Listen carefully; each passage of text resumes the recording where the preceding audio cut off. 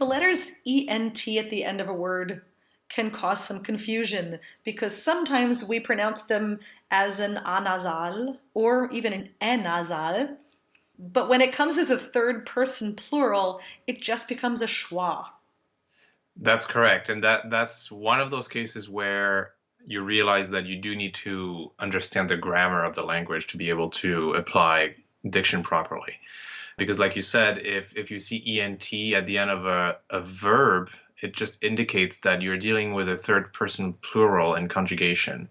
And in those cases, that ENT will not be nasal A or nasal E, it will just be a schwa. And this is something that happens all over the repertoire and causes many mistakes. And some words will even look exactly the same. They'll be spelled the same, but one would be a verb and another one will be an adjective, and they are pronounced differently because of that.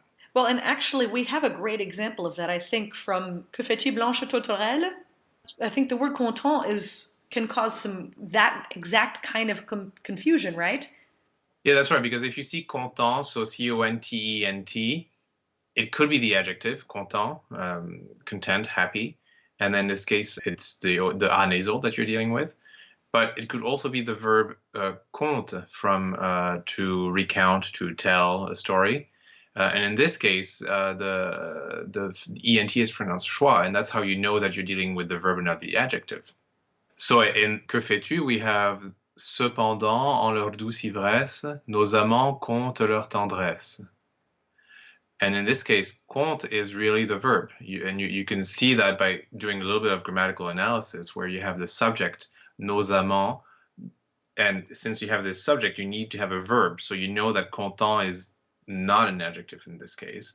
And it has to be a verb, and therefore it becomes a third person plural ending and a schwa, compte. And this third person plural ending can also take a liaison coming into the next word. And we find that also at the beginning of, or earlier in this aria. Yes, so since the T and ENT is silent, the same rules of liaison will apply to these words that end in ENT. And here we have résonne ta grand bruit.